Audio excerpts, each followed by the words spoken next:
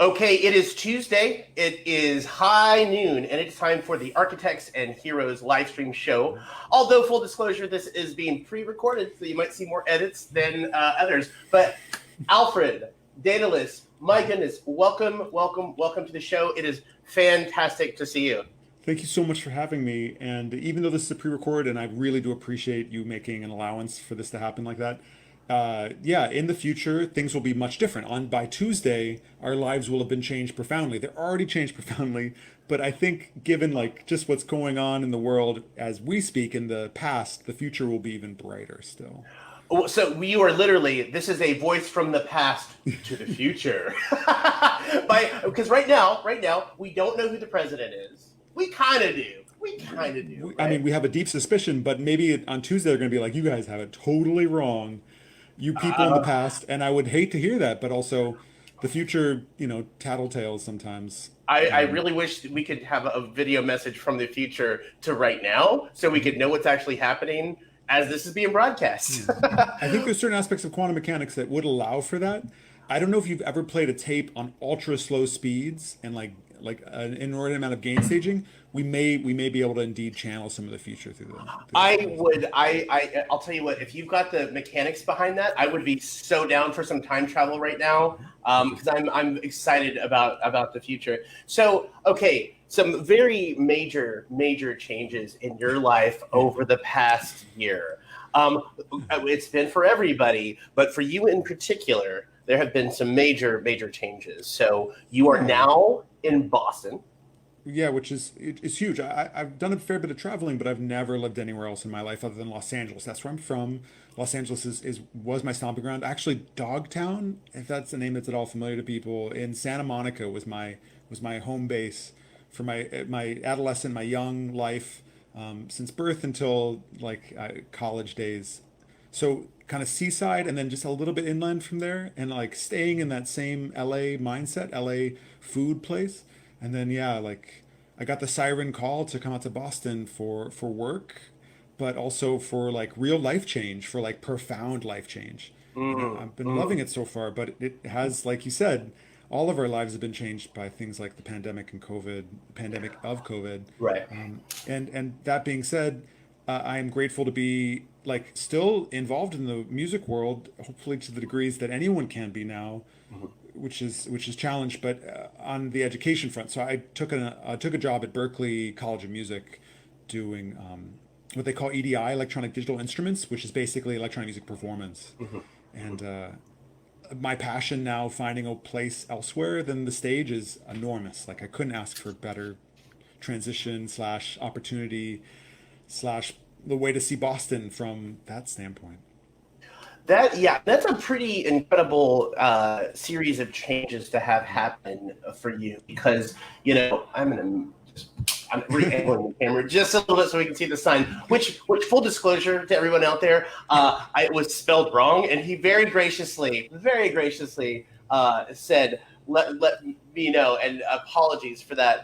Again, no, let me just set the record straight. You spelled it correctly. Daedalus is the most accepted traditional spelling. Now, I didn't mean to go out to spell my name incorrectly, but as a young person, when you're forced to pick your alias, we all have to do this, and I know you have as well. When you're a bit younger, you kind of search through, like, well, what does it mean to have an alter identity, like a kind of a superhero that you can assume, or an aspirational figure?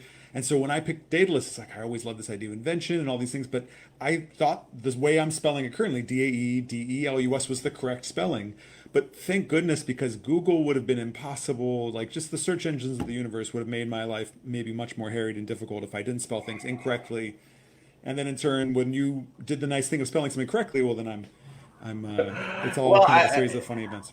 It's just such a funny thing, because when you're kind of in this world, it's like you're just kind of, I've never done anything like this before. I did a podcast, which is somewhat similar, but I do this every single week now. So I've got to find people, book people. Things are kind of in a different kind of flow when you're doing it this way. And I was literally looking at the time, and I'm so used to the streaming part of it. I'm like, oh crap, I have like 5 minutes. I got to put all this on the board. And of course, I just Googled it, and so your moniker is just part of this entire persona for you that includes a very specific way of dressing, a very specific way of performance with the work that you do on the mono. And it seems like there's been so much thought put into the way your presentation model, the visuals that you use, the aesthetic that you have. Can you tell me a little bit about, and just for the record, you have put out, I believe, a record every year since 2001. Yeah, actually, absolutely. Sometimes a few more. I can't speak to quality because I'm inside of the bubble on that, but I will say that I'm proud to feel free to express, right? Like I love that we live in a musical community where you can put your honest self forward. Now, I can't say that all the records sound nearly at all similar. Like they're totally sometimes bounce. Like if you were to put two next to each other, they would be like, this can't be the same artist, maybe. But I would hope that if you listen to the entirety, you would hear my touches throughout. And like you said, I'd like to think that I'm well considered. Like, what else are we to do? But like, if I'm asking you your time, your ears, especially for something temporal like music, like you need to sit there and listen for however long it is to get the thing. It's a big to do, and so I don't take that lightly. And I'm going to put as much, if not more, consideration to that act if I'm going to be on the converse, wondering if you will do the same for me. I mean, the proliferation. It just and I'm working on a project right now, and I can just tell you, it is a painstaking process to put your time and effort and energy into something like that, and to get it to a place just where your ears are like, this is the thing that I want to share with the world. Yeah. So to see you with that level of intensity and proliferation for close to 2 decades is just very admirable. And I'm just, and all of it is so unique and so just, I am such a big fan of your work and have been for so long. And just, you've played so many roles. So, when you started and you gave yourself that moniker and you had this idea about how you wanted to express yourself and the creative output through the visualization of what you're wearing or what you have around you, how did all of that kind of come together? Because you are so unique within the larger electronic music community. Well, I think part of that uniqueness, or if you want to call it that, comes from the fact that I initially wanted to be accepted in a very similar mold as what I was seeing. So growing up in LA, there was like strong DJ culture. There was house scene, there was a drum and bass scene, and I really fancied myself on the breakbeat side of things. So more on the jungle, more on the drum and bass, or on the raga tip and all that stuff. And I would collect those records, and I would love how vigorous the sounds were and how evocative it was. But I didn't feel my voice in it. Like I didn't know. Like I was getting all these records from the UK basically, right? And it's this UK culture, and they're talking to a UK experience, and I'm loving it, but it's like it's missing a fundamental note that grounds me in its persistence. It just doesn't seem right. And even in going forth and like getting the turntables and like being a disc jockey in that way and going to the clubs, and they're just like, no, you're too young. You don't have anything to offer. We're not interested in having more people in our smaller club within the club. And that both like made me feel like, well, I don't want to join any club that doesn't want me part of it. And also kind of really recognize that like, well, I'm an interloper. I'm not necessarily authentically from this culture. I need to just go about making culture or taking part in the roots level of something. And thankfully that really happened in LA with like the beat scene. There was such a wave that occurred in the early aughts. And so I'd already been putting out music, but it felt kind of like, I don't know where this is. I don't know where my tribe is. I don't know what my family is in this thing. And I need to proceed on this because the music has its own mind, right? The music has its own right to children, as some would say, as Square Pusher might say. And it was that thing. And also, so it's like the kind of being told no was a profound yes to like go deeper within the kind of just responding to the intuition, right? Like you have an intuition towards a musical idea, and the validity of it might be based in like, well, has this been done before? Are you sampling? Are you copying? Are you building? Are you like offering something else? But you can't short circuit like that feeling that you get, that wild energy. And if that can come across in the recording, then you've done so much. In terms of the visual side, I will say, and this is another profound change that's happened more recently, is I really been able to center myself in the fact that for a very long time, I have felt non-binary gendered. But I didn't know how to express that or format that because I come from an older generation where people could definitely be in between, but much more often it was not a place you would live. It was just something you would transverse through, and you'd be on your way towards trans, quite literally, or you were just in a different headspace for moments of dysphoria rather than gender euphoria, if you're familiar with that term. And so I can recognize that some of the aspirational attire was putting on a costume that I could then feel comfortable in, even if it wasn't me. And you probably know this already from your own experiences on stages. You were often not yourself on a stage. You were offering something very like personal, but the actual act is, it always has to be inflated. It always has to be a little bit bigger. It always has to kind of consume the space that you're given, the kind of amount of watts of the sound system. And so it's sometimes easier just to dress up. And in this case, I would like love to take on this part of this Victorian like inventor who had all these machinations and the visuals that kind of sprung from that. It was like so fun, but it also was like, I don't live there. I don't like, I mean, I do some of that dressing up at home, but like, I'm not like going out and like participating in like Vicky balls or like doing some, I mean, who knows? That might be fun too. But needless to say, it is one of those things where it was like a little bit of a cloak to wear. And now I feel so much more comfortable being in Boston, feeling this extra freedom and indeed gender euphoria that can happen. I think that's amazing, and this is some new information for me because I never really knew that that was something that in terms of your gender identification, that was something that you had done, and I'm curious about how maybe when that came about, like so at what point did you really decide, I guess not decide, or I guess it was more of a process of discovery that this was part of like a non-binary identification process for you? Yeah, I kind of always knew that I wasn't one or the other. Mm-hmm. And but at the same time, I didn't know there was a word for it, nor did I know that there was really a place again that it could live consistently. Right. Mm-hmm. There was moments like, especially in high school, and it's funny because like I grew up in a grungier era, so like I went to school from like 90 to 95 or something Right. those years, and grunge had just become ascendant, and there was this kind of aspect to which people were playing with some gender identity. You saw some cross dressing happening, and something I was already doing, and so in some ways I was like, I mean, I would be coming to school in like paisley floral dresses or whatever, and it was easy to get like feel like I was getting away with something, even though I was feeling very embodied and in Mm-hmm. self. Mm-hmm. But also, I recognized that like I didn't really want to wear dresses because I felt femme. It was more just like I didn't want to be in the kind of cookie cutter mask idea. Mm-hmm. Neither here nor there. Be, because of the time also as well of coming up in that, I was playing in the jazz world, and there was a lot of masculine energy that was going on in that space, and I didn't really feel like I could continue to explore that, like, or I just didn't know what it was. And so it's taken me so many years and so many of like seeing other people like really live their wild truth and just Mm-hmm. being like, well, I can't do that, but it's great that they're doing it. And at a certain point, you just get tired of being like, well, I'm giving other people permission and not giving myself permission. Slash, every time I kind of reduce myself, I'm also reducing someone else's opportunity, maybe in taking some delight in me living more of my truth or aspect. And is that Um, how's that has that impacted your I guess interpersonal relationships, and how has that impacted your music, or has it, or is it just?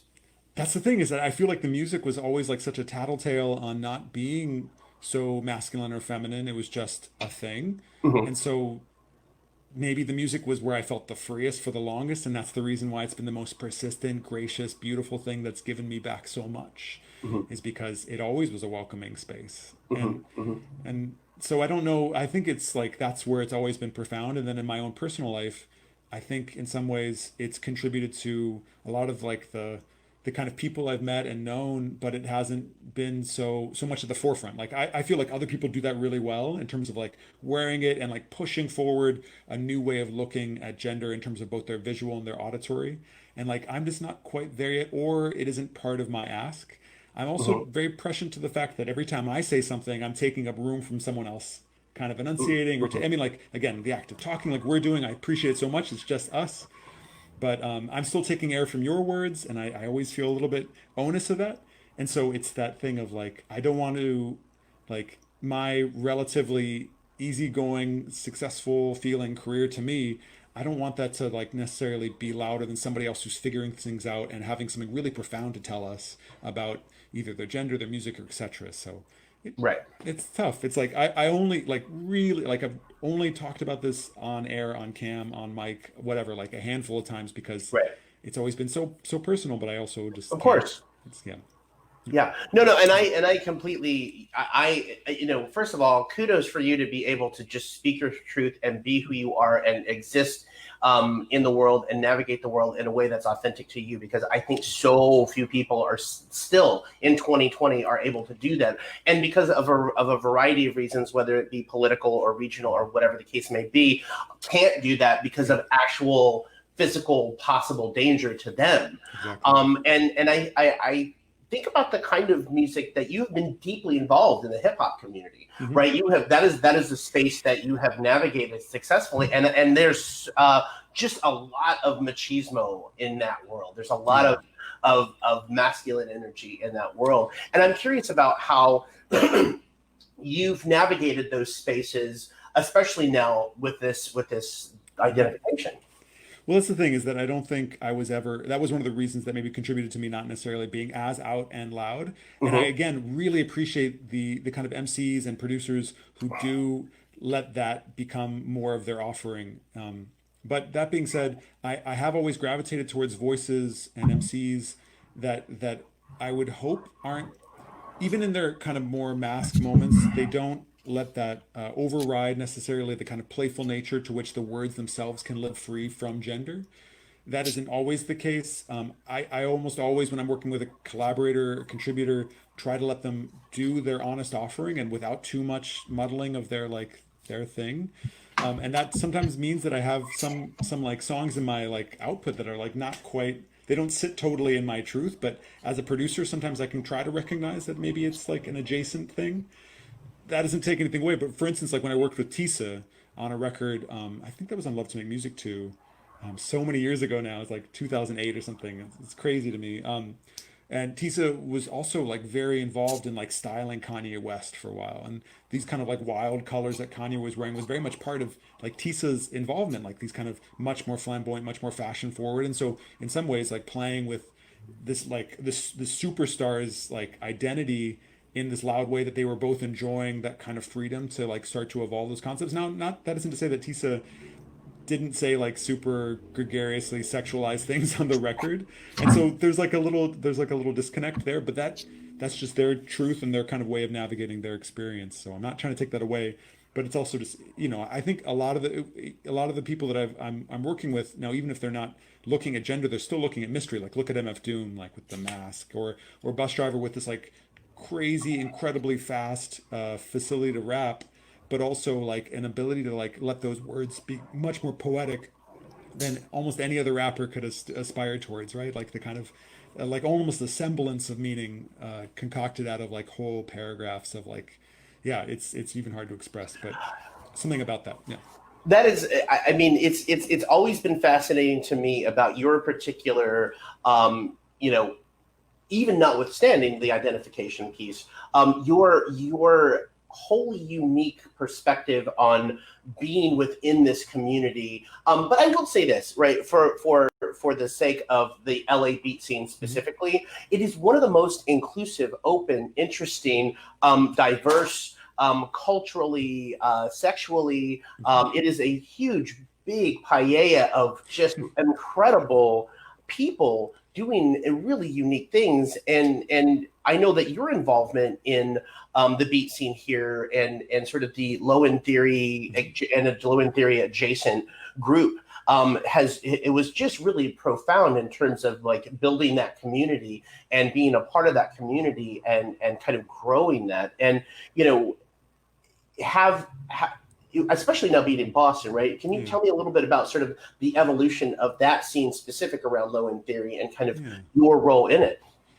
So I'm fundamentally, I always feel like a little bit of a passenger on this spaceship that is the beat Mhm. scene, but also like grateful to have seen it from its absolute inception kind of moments of it being a formalized LA. Now, when you were talking about those wonderful identifiers for the scene, a lot of it has to do with just that's LA.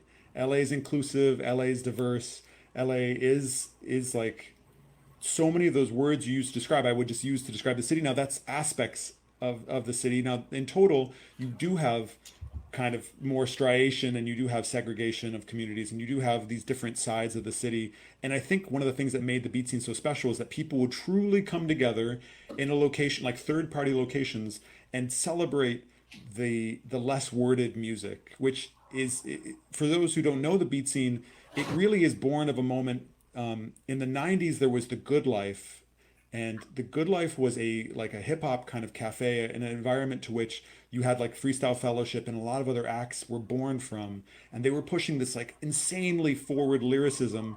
And of course, if you're going to have like dexterous, incredibly like passionately delivered words, you're going to need equal music to match the energies. And so you had a series of producers making incredible music, Fat Jack, Omid, Thavius Beck, and others, who were creating incredible music that was really transgressing what like the boom bap hip hop would allow for.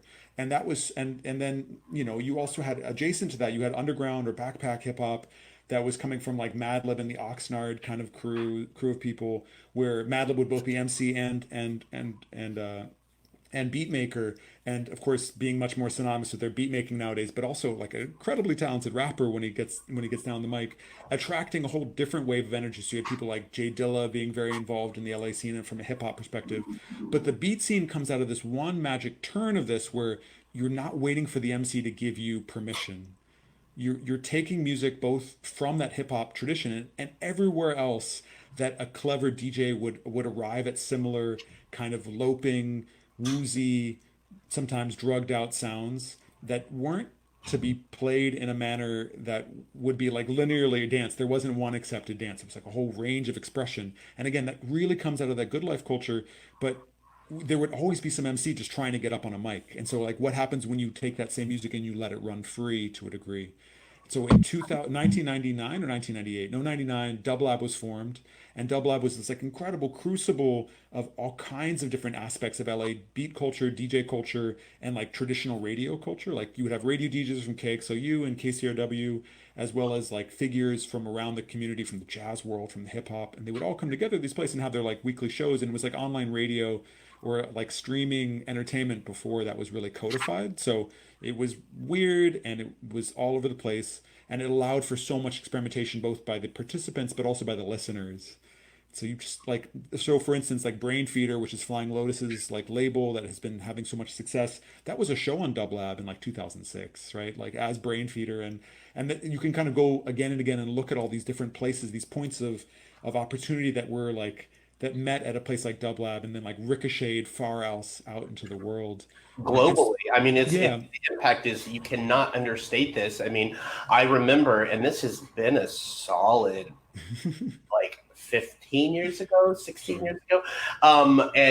When Marianne Hobbs had basically was like, this is the thing. This is the thing globally that's happening right now. And basically there was this point where Low in Theory, I mean, Prince would roll through. Yeah, that was great. It was just, it became this global phenomenon, you know, and to be a part of that, to be kind of one of the architects of that, must have just been, you know, it was awe-inspiring to watch and observe and to show up at, but to be one of the people that kind of helped establish what that is, and to see, I was just so bummed out when that night, you know, when things shut down. And I mean, just from that perspective, so, and I'll tell you a little bit more of the history of Low End, because it is kind of fascinating how it like ties in this other current of LA. But in terms of Low End coming to a close, it went for 12 years. And you look at like things like Studio 54 or Plastic People, or there's like all these like classic clubs or club nights that are like lodged in our cultural memory, and most of them like 5 years, 4 years, sometimes a little bit more, but rarely like.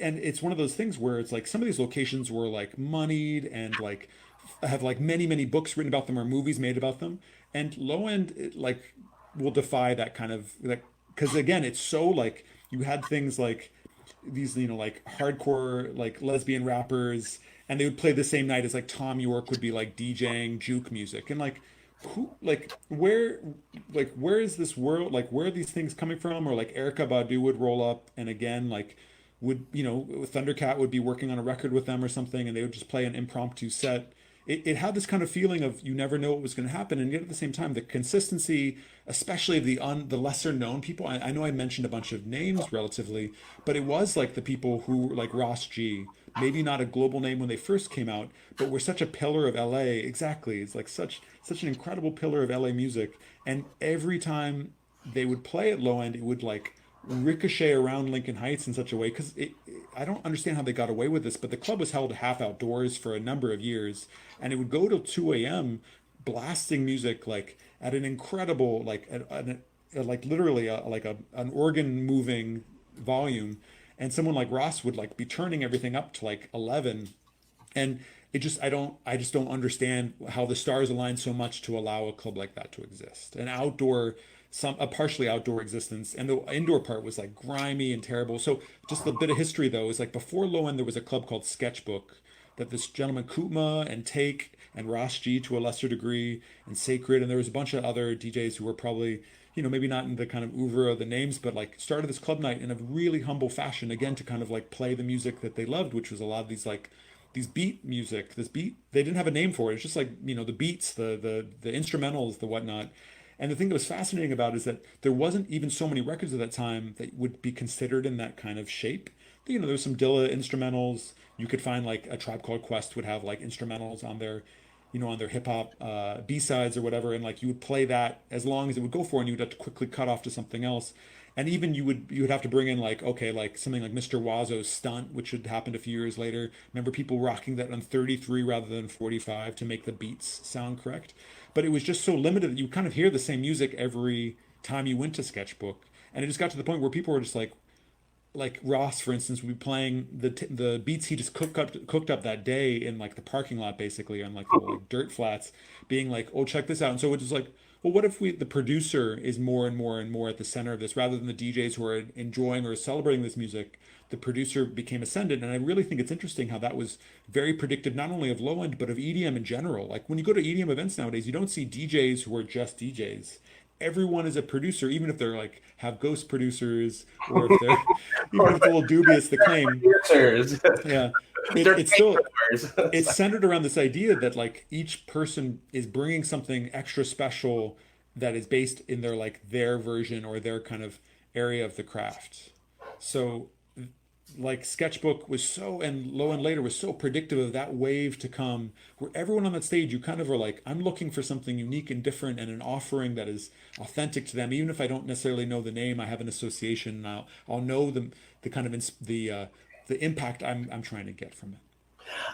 It's just such a amazing scene, and and you're right. 12 years is a long run, and I guess selfishly living in LA now, I'm just like, I just want a place to go on Wednesdays. You know what I mean? Like I just want that for myself. And but things are so radically different, and things have shifted and changed, in so many different ways. And I'm curious. So here we are.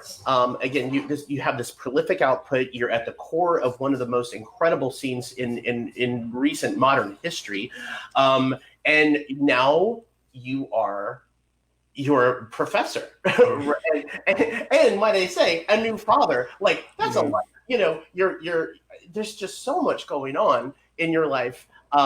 But here you are, and you're still producing amazing music. You've got a release and a remix album that's come out this year that we can talk about a little bit. But tell me how this transition into academia happened. Sure. I mean, it's not something I necessarily courted, but I will say that my parents are both academics. And so there was always this expectation that like music was something that I did, but they were kind of like tapping their foot, waiting for me to like come to my senses and get into the family biz in some ways. And I always resisted, partially because a lot of my mentors, who like when I studied jazz in school, the people I was aspiring towards, they really lived and breathed their truth. And some of that truth was passing that word forward, like sharing the knowledge. I always loved that concept. But in the kind of world of electronic music, it's not I don't know those of you listening or yourself if you have this experience, but it's not a tradition that's orally passed. It isn't something where you go to somebody and they like teach you the techniques. Like you might go on YouTube and like learn a DAW, but it's not from somebody that you respect or admire or like, or not to say that. I mean, that's to delegitimize some of these people. It's just more like it's like kind of like technical knowledge versus a passionate knowledge. And a kind of like a living, breathing music versus like, okay, well, this is where you put the kick drum and this is where you put the snare, and they're really disparate. And so to me, it's always been this like I'm looking for the authenticity in the culture. I want to honor that. I want to push that forward. But I haven't seen that in the academic world. So like I don't need to participate. I'm not interested. And so when Berkeley hit me up because they had started this EDI initiative, which was really centered around electronic digital performance. And as you mentioned earlier, like I've been very invested and involved in the Mono as a platform.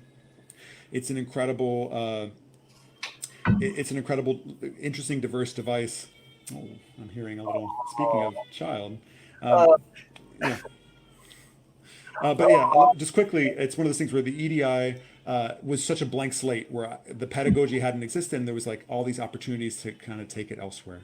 So, and do you think it's really really fascinating to kind of think about how your position in the music scene and sort of your identification and your one foot in sort of like what is clearly more street culture, right? And one foot in academia. I have a project that I'm working on, or that I have worked on, called the Summer of Flux. And my partner in that project, he's up in Berkeley. He is a professor. He's got a PhD in music theory.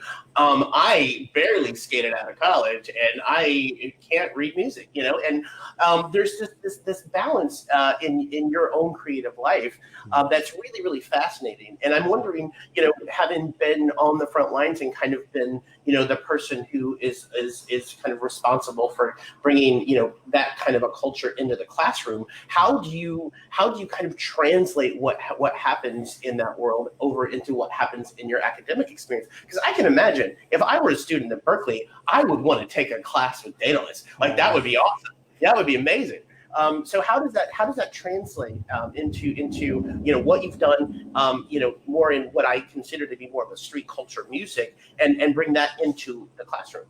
Well, I've always been grateful that I've been allowed to participate in some aspects of like street culture or like these authentic music forums. Like I am an interloper, I am a tourist, but also hopefully willing to kind of help try to both address the platform inequities and just like provide a possibility. Now, I think by some virtue there has been these moments where some of my music has really become part of larger culture that has existed on this greater stage, and I'm grateful for that. And I just I adore those kind of opportunities. Now, part of being in the academic side is less about like, okay, we're going to teach the secrets of like say the beat scene or like how to like get a loping beat or something. It's much more about legitimizing the techniques that were being used by those producers and arrangers and composers and songwriters and MCs that would allow for that possibility to be seen as being artful. Now, one of the things, if you look at like reading music, right, there's these kind of very literal, here's the pitch and here's the duration of the pitch and a few notes about the way it's to be expressed. But in many, circling back just really quick, so if I may, just that the trying to legitimize basically the techniques being used and have them be seen as being canon, seen as being pedagogy, seen as being like just you want them to kind of be understood, and some of that is inventing the plot, like there isn't the kind of space in traditional music theory for it, so you have to invent it. You have to create either parts that can be adjacent to music theory or just your own language, and that's something about electronic music performance is it exists outside of like kind of strict notation, but also kind of outside of the expectation that the instrument will be a resonant body. And so you have to invent all kinds of new possibilities. It's thrilling. It's really fun. Yeah, I mean, I can imagine that it would be, and I've kind of dipped my toe in that water and taught a couple of immersive courses at UCLA Extension, and I got to say, I don't think I'm very good at it. Like I guess what I'm saying is there's to me, it was a lot. The amount of information that I had to disseminate in that environment, and I'm a UX designer, and that was kind of what I was teaching. And I have to say that to be able to translate what you do and kind of come up with that new language is just a really amazing thing to be able to do, and it's a really unique thing to be able to do. And it doesn't seem like academia has really taken you away in terms of your ability to produce at the level that you have been producing up to the point where you took this position. Are you on a tenure track position? Yeah, I mean, at Berkeley doesn't exactly work like that, but yeah, no, it feels like I'm here for the long run. I mean, at least it feels good. As long as Berkeley sticks around, I think I'm going to stick here because I've gotten so much back. I mean, it's the student body that's so incredibly talented, so like the possibilities seem kind of limitless. And for instance, the record that I made this year that came out, What Wands Won't Break, really came out of being inspired by the kind of questions the students were asking about the validity of things like volume or distortion.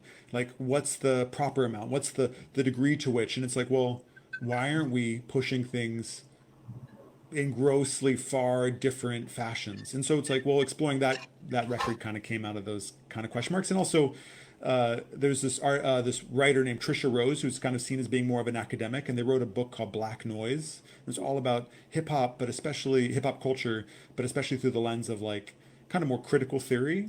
And it was just thrilling, and it really did remind me of like, why am I making music? Like, why am I doing this thing? And so that record also kind of tumbled out of those reasons too.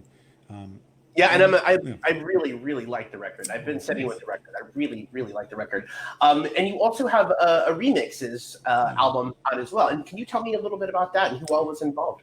Yeah, so the remix record really came out of like I've been working with the Dome of Doom label to do like mostly tape releases, and when we got together and we were like, let's do this next full length together, partially because life was a little bit busier here in Boston and my own little Magical Properties imprint, which puts out some records.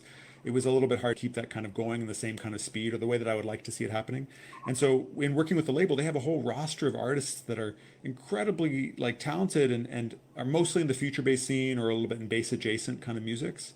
And so it was really wonderful to reach out and just like assemble like a kind of a superhero list of up and coming producers to do touches and reframes. And some of them, indeed, two of them are from like students that came out of the Berkeley institution. One of them is still an ongoing student. One of them had graduated, and just like all differently identified people kind of exploring their aspect of like pushy sounds. And I just adore that. Some of it ends up being quiet, some of it was loud, some of it's really pretty. Elusive's remix is like super pretty. And other people's are just like harebrained and off the wall. And it, remixes are more of a tradition that comes from an era that is much more like kind of giving away my age in terms of coming up in the remix scene. There would be remixes by all kinds of people on existing records, and everybody kind of be communicating together on these records. And you would have to look really closely at who did what, and like, oh, Aphex Twin did a remix of blah blah blah, like 808 State, and like, how did this all happen? And I love these hidden connections that we can form as long as we're open to it. Absolutely, absolutely. Yeah, so what is on your radar? What's next for you? Yeah, I'm an artist in residence at SETI, which is the Center for That's Extraterrestrial Intelligence. Yeah. awesome. Yeah, So yeah. I'm working on a project with them, and that should be coming to fruition, I think, next year. It's kind of like a sonification of some data, but hopefully in some really clever ways. And so I'm really looking forward to that. And then equally, some new music is afoot. And like you mentioned, being a parent now, even be it from a non-binary standpoint, so I don't know exactly the right terms to use, but that place feels really thrilling, and that's probably going to be the all-consuming thing for many, many months. And yet, I know also what's going to tumble out of that will be inspiration on like a high order. So, Wow, new father, new music, SETI project, running your own label, working full time as a professor. You are a very, very busy individual. So, hey, thank you for taking the time to sit with us and talk with us today. It's much appreciated. And LA misses you terribly. I can tell you that firsthand. But I'm very happy for all of the wonderful things that are happening, and getting out of the. Hopefully, we'll get out of the political maelstrom by the time this goes to air. future Hopefully, selves we'll know better. Yeah. our future selves will absolutely know better. I might steal that for a song title. I like that.